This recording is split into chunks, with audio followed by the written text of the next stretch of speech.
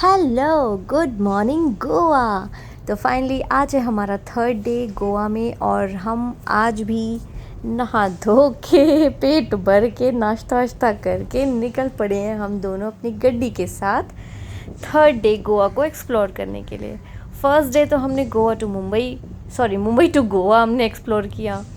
फिर second day हमने गोवा में एक्सप्लोर किया, लेपर्ड वैली, बटरफ्लाई बीच, पैलोलम बीच, ये सब। और आज हम लोग जा रहे हैं, अभी तो फ़िलहाल हम लोग निकले हैं। आशीष ने होटल रिज़ॉर्ट वालों से पूछा था कि यहाँ पे हमें कुछ और बेस्ट बताइए, और आशीष ने भी जितना सर्च किया तो फाइनली हमें एक जगह मालूम पड़ी है, उसका नाम है काबो दे रामा।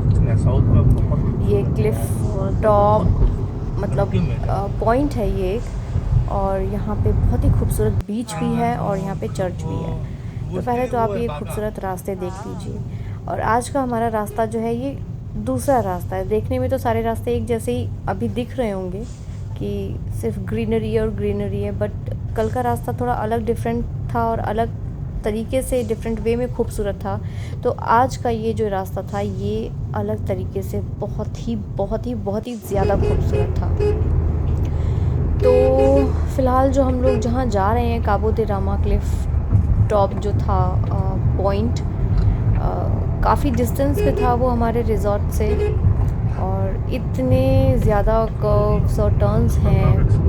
ये कंप्लीट जर्नी हमने सिर्फ टर्न्स कर्व्स यही सब देखा है, बट नो डाउट हर चीज़ बहुत खूबसूरत थी। ड्राइव कर रही होती तो मुझे तो फाइनली मैं कोशिश तो कर रही थी जितने प्यारे प्यारे रास्ते आए मैं सब रिकॉर्ड कर लूँ, बट पूरी जर्नी रिकॉर्ड कर पाना तो पॉसिबल नहीं होता है। उसमें से कुछ ख़ास चीज़ें जो होती हैं वो हम रिकॉर्ड करके अपनी मेमोरीज़ बना लेते हैं। ये एक्चुअली इतना सुंदर लग रहा था ना कि दोनों तरफ बीच में रोड चल रही है और दोनों तरफ इतनी हरियाली है, और दूर दूर बीच में ये आप देख रहे हो कि घर बने हुए हैं। मतलब इनको देख के इतना पीस लग रहा था यार कि कितनी मतलब प्योर क्लाइमेट है, कोई पोल्यूशन नहीं, ये लोग यहाँ रहते हैं। चलिए फाइनली हम लोग पहुँच गए हैं फाइनली अपनी डेस्टिनेशन पे, काबो दे रामा पे। और यहाँ पे जो गाड़ियाँ खड़ी हैं, यहाँ पे ये पार्किंग एरिया था, तो यहाँ पे हमने अपनी गाड़ी पार्क कर दी थी। आशीष सामने एक कोई लोग थे, उनसे पूछने चले गए थे कि क्या अंदर ही है वो पॉइंट। तो उन्होंने बोला कि जी हाँ, ये जो गेट है इससे आपको अंदर जाना है, और उसके बाद आपको अपने आप से ही दिख जाएगा कि किधर है वो चर्च और किधर है वो पॉइंट। तो फाइनली एंट्रेंस पे हमको ये पहले तो स्वागत हुआ हमारा लोहे की तोप से। फिर यहाँ पे जीसस क्राइस्ट थे, तो हम थोड़े और पॉजिटिव हो गए कि चलो भगवान का आशीर्वाद हर जगह है, तो हर जगह सेफ़ ही है, क्योंकि थोड़ा सा जंगल और इस टाइप की जगहों पे थोड़ा सा, बाकियों का तो पता नहीं, लेकिन मैं थोड़ी वैसी रहती हूँ स्पिरिचुअल, कि वाइब्स अच्छी होनी चाहिए। और ये देखिए फाइनली आपको दिख रहा होगा सामने जो चर्च है, और हम जब अंदर एंटर किया है ना हमने, अरे इतना सुंदर था। यहाँ पे आशीष बच्चे बन गए थे, इनको ना पेड़ पे लटकना था, जो कि डंडी टूट के हाथ में आ गई थी। क्या बोलता है इसको देख। लो shake hand shake hand shake hand नहीं आता इसको। चलो shake hand shake hand shake hand shake hand shake hand shake hand. और यहाँ पे टाइम वेस्ट ना करते हुए मैंने आशीष को बोला कि जल्दी जल्दी से मेरा फ़ोटो शूट अप कर दो। तो मैं यहाँ पे चली गई थी फ़ोटो क्लिक करवाने के लिए, और आशीष ना राइट और लेफ़्ट में बहुत कंफ्यूज हो रहे थे। मतलब वो अपने हाथ से राइट बोल रहे थे जो कि मेरा लेफ़्ट था, तो वो बोलते थे राइट आओ, तो मैं अपने लेफ़्ट जाती थी। मतलब अभी आप समझ गए होंगे कि बहुत सारा कन्फ्यूजन हो रहा था और मैं बहुत इरिटेट भी हो रही थी, बट फ़िलहाल हमने थोड़े बहुत फ़ोटोज़ क्लिक कर लिए थे। और फ़ोटोज़ क्लिक करने के बाद मैंने अपनी हील्स वील्स उतार दी थी और मैं वापस अपनी हवाई चप्पलों में आ गई थी। और ये जो दूसरा रास्ता है वो चर्च के आगे था, जो वो पॉइंट पे लेके जाएगा। और अभी आप देखिएगा टैंक टैन, इतना खूबसूरत व्यू नज़ारा। मैं और आशीष हम दोनों पागल हो गए थे। ये देखिए, आई स्वेयर मैं अभी भी देख रही हूँ तो मुझे ऐसा लग रहा है कि यार हम इतनी खूबसूरत मतलब जन्नत जैसी जगह पे होके आए हैं। मैं सीरियसली आप लोगों को रिक्वेस्ट करूँगी, प्लीज़ प्लीज़ जब भी आप लोग इस बार गोवा का प्लान करो ना, तो please go to south Goa.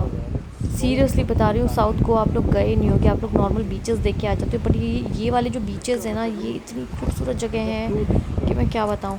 लेकिन हाँ, एक चीज़ और बोलूँगी, अगर आप साउथ गोवा सच में प्लान कर रहे हो और आपको हमारे जैसे बहुत सारी जगह एक्सप्लोर करनी है, घूमना है, तो कोशिश कीजिए अगर आपके पास खुद का व्हीकल है तो उससे जाएं, क्योंकि खुद के व्हीकल से आपको हर चीज़ बहुत इजी रहेगा। अदरवाइज़ आपको आने जाने में प्रॉब्लम काफ़ी हो सकती है और कैब्स वगैरह काफ़ी कॉस्टली पड़ेंगी।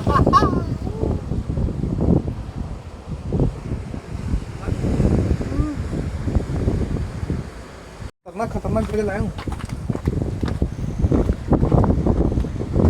आप मेरे पीछे आते तो आपको अभी रिकॉर्ड कर दूँ।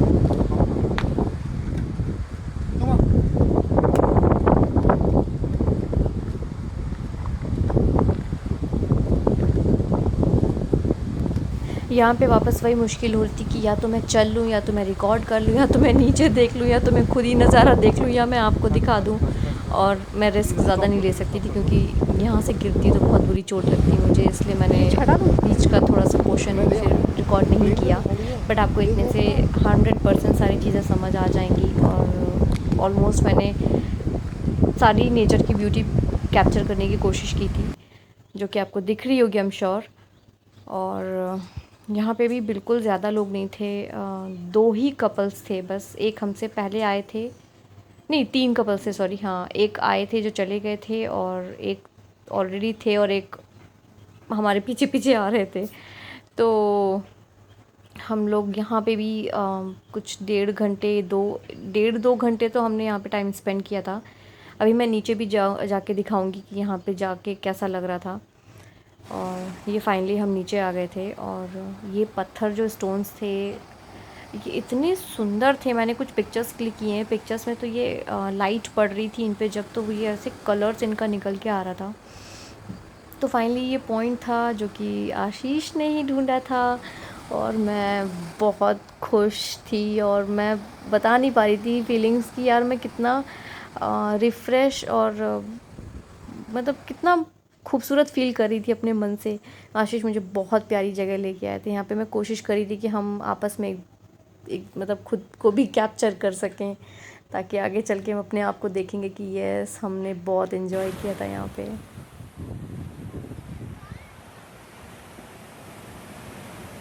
एक चीज़, जैसा मैंने अभी पहले बोला कि आपका अपना खुद का व्हीकल हो, बट मैं एक चीज़ बताना भूल गई कि ज़रूरी नहीं है कि फोर व्हीलर ही हो। आपको यहाँ से 2 व्हीलर्स भी बहुत इजीली मिल जाती हैं। उनका बट कुछ रेंट होता है, आई थिंक 500 है साउथ गोवा में रेंट 2 व्हीलर्स का, तो आप वो भी लेके घूम सकते हो। तो हाँ, आप 2 व्हीलर से भी पूरे मज़े ले सकते हो साउथ गोवा के। ओके, तो फाइनली हम लोग काबो दे रामा वहाँ से वापस निकले, और ये टाइम हो गया था 1 बज रहे थे शायद, और हम लोगों को ना भूख लगनी वापस से शुरू हो गई थी। और अभी हम जा रहे थे टूवर्ड्स वारका बीच। वारका बीच भी बहुत ही खूबसूरत बीचेस में आता है साउथ गोवा में, और यहाँ पे हम अटक गए थे। इधर से नहीं है। और इस टाइम तक हम लोग बहुत परेशान होते। ये हमारे लेफ़्ट में जूरी है, जूरी रिज़ॉर्ट जो है, और सारी जितने भी इंटरनेशनल बड़े बड़े रिज़ॉर्ट्स और होटल्स हैं उनकी पूरी बेल्ट है यहाँ पे। और हम लोग यहाँ पे थोड़े इरिटेट होने वापस स्टार्ट हो गए थे, क्योंकि हम वारका बीच का रास्ता बहुत मतलब भूल गए थे, कुछ समझ में ही नहीं आ रहा था। बट फाइनली अब हम ये जो पहुँचे हैं, ये हम फाइनली वारका टच कर गए थे, पहुँच गए थे। बट हम लोग थोड़े डाउटफुल थे, क्योंकि यहाँ का माहौल देख के ऐसा लग रहा था कि यहाँ पे शायद कोई भी नहीं है, खाने पीने का तो हमको कुछ भी नहीं मिलने वाला है, और वही हुआ भी था। और यहाँ पे इतनी ज़्यादा तेज़ धूप आ गई थी कि अचानक से ऐसा लगने लगा था कि जैसे स्किन हमारी ना पूरी बर्न हो रही है। तो मैं तो खैर छतरी वतरी लेके चल रही थी साथ में, मैंने कहा मुझे जलने का शौक़ नहीं है। तो खैर जब आए थे इतनी दूर, तो मैंने कहा यार वारका को टच करके तो जाएंगे ही, तो बस टच ही किया हमने वारका बीच को, और वापस हम लोग चल दिए खाना ढूंढने की तलाश में। बट हुआ क्या था कि जब वारका में हम लोग पहुँचे थे ना, तो वहाँ पे हमें एक बंदा मिला था, जो एक रिज़ॉर्ट है कर्मा रिज़ॉर्ट। तो वो कर्मा रिज़ॉर्ट का आज 27th एनिवर्सरी थी, तो उसने हमें बोला कि अगर आप हमारे रिज़ॉर्ट में आज जाओगे तो आपको 25% डिस्काउंट ऑफ़र पे मील प्रोवाइड होगी, आप लंच कर सकते हो। और उनके कुछ फंक्शंस, कुछ प्रोग्राम था कर्मा वालों का, तो वो आप देखोगे। अगर आप इंटरेस्टेड हो और टाइम है तो वो आपको अपना रिज़ॉर्ट घुमाएंगे और एक अच्छा एक चीज़ आप देख सकते हो, जाके देखो। और हमारे यहाँ आने से उस बंदे को कुछ प्रॉफिट होना था उसकी सैलरी में, तो हमें लगा कि ठीक है यार, हमें तो अपना पेट भरना था और किसी बंदे को अगर हमसे कुछ हेल्प हो जाएगी तो क्यों नहीं। तो फिर फाइनली हम यहाँ कर्मा आ गए थे, बहुत चलते चलते, और बहुत ही ज़्यादा भूख लगी थी मुझे और आशीष को। हमें इस टाइम पे कुछ नहीं दिख रहा था, हम सीधा इधर उधर जा रहे थे क्योंकि उस बंदे ने हमें जिस पर्सन से मिलने के लिए कहा था, जो यहाँ रिज़ॉर्ट के आई थिंक कोई मैनेजर या कोई तो थे, अभी मुझे नाम याद नहीं है उनका। तो फाइनली हम लोग ऊपर कर्मा रिज़ॉर्ट में ऊपर गए और जाके हम शायद और ज़्यादा पॉजिटिव और काम फील करने लगे थे। इतना सुंदर वाइब्स थी, आप देख रहे होगे, एक लाइन से गणपति जी थे। और बेसिकली इस होटल, इस रिज़ॉर्ट का नाम ही कर्मा हाथी गेट है। बहुत ही खूबसूरत और बहुत ही बड़ी प्रॉपर्टी है इनकी, और हम लोग को सच में बहुत अच्छा लगा था यहाँ पे आके। तो ये सामने इनका रिसेप्शन एरिया है, ये कंप्लीट पूरा ये रिसेप्शन एरिया ही था। तो यहाँ पे पहले हम लोगों ने सैनिटाइज़र वगैरह यूज़ किया, खुद को सैनिटाइज़ किया। फिर आशीष और मैं यहाँ पे बैठे थे क्योंकि वो जो मैनेजर था, जो बंदा बताया था, वो आ रहे थे, तो हम उनका वेट कर रहे थे।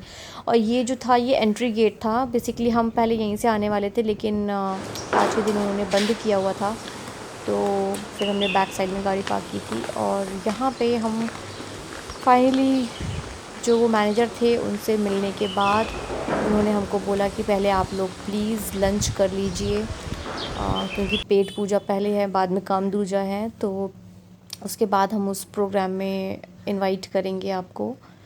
और तो यहाँ पे मैं और आशीष बस वेट कर रहे थे कि कुछ खाना है हमें। और आज इन लोगों का कुछ तो कोई स्पेशल, हाँ कुछ तो ये ऑफ़र भी चल रहा था। खैर ये तो कॉकटेल्स का था, बट मैंने मंगवाई थी अपने लिए। चलो मैं दिखाती हूँ क्या मंगवाया था। ये तो फ़िलहाल एक ड्रिंक मैंने अपने लिए मंगवा रही थी विद सम स्नैक्स और कॉम्प्लीमेंट्री स्नैक्स। और उसके बाद खाने में था ये शेफ़ की स्पेशल, ये थी पॉम्फ्रेट और पॉम्फ्रेट मैं बहुत कंफ्यूज होती हूँ। मसाला मतलब फ्राई फ़िश हमने खाई थी, और आशीष ने यहाँ पे हमने लंच कर लिया था। और उसके बाद ये जो था, ये फाइनली उनके रिज़ॉर्ट का एक एम्प्लॉय था जो हम लोग को रिज़ॉर्ट घुमा रहा था और रिज़ॉर्ट के बारे में जितनी भी चीज़ें हैं वो बता रहे थे और दिखा रहे थे। तो इन सब चीज़ों में हम लोग का थोड़ा सा इवनिंग जो थी वो काफ़ी इन्हीं सब में चली गई थी। और हम अपने अगोंडा बीच वापस जाके जो टाइम स्पेंड करने वाले थे वो हम नहीं कर पाए समहाउ, और हम इनके रिज़ॉर्ट में घूम रहे थे। आगे मैं रिकॉर्ड नहीं कर पाई थी इनके रिज़ॉर्ट का, क्योंकि इन्होंने मुझे मना कर दिया था कि कुछ इनके टर्म्स एंड कंडीशंस होती हैं, तो वो मैं रिकॉर्ड नहीं कर सकती हूँ इनके रूम्स के अंदर का। तो ये बेसिकली मुझे वहाँ पे वो दिखा रहे थे। बट इस रिज़ॉर्ट में आके उस दिन इनकी 27th एनिवर्सरी में आके हमारा एक बहुत बड़ा फ़ायदा हुआ था। हमने किसी का अच्छा करना चाहा तो उस रीज़न से हमारा शायद कुछ और बहुत ही कमाल का अच्छा हो गया।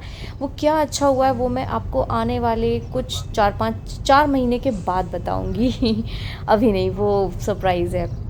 फ़िलहाल यहाँ पे 8 बज चुके थे और हम लोग अपने रिज़ॉर्ट के लिए वापस निकले थे, क्योंकि हमें टाइम से होटल अपने रिज़ॉर्ट पहुँचना था, पैकिंग करनी थी, खाना खाना था, और बहुत ही टाइमली सो के हमें टाइमली उठना था, क्योंकि अगले दिन हमारा चेकआउट था।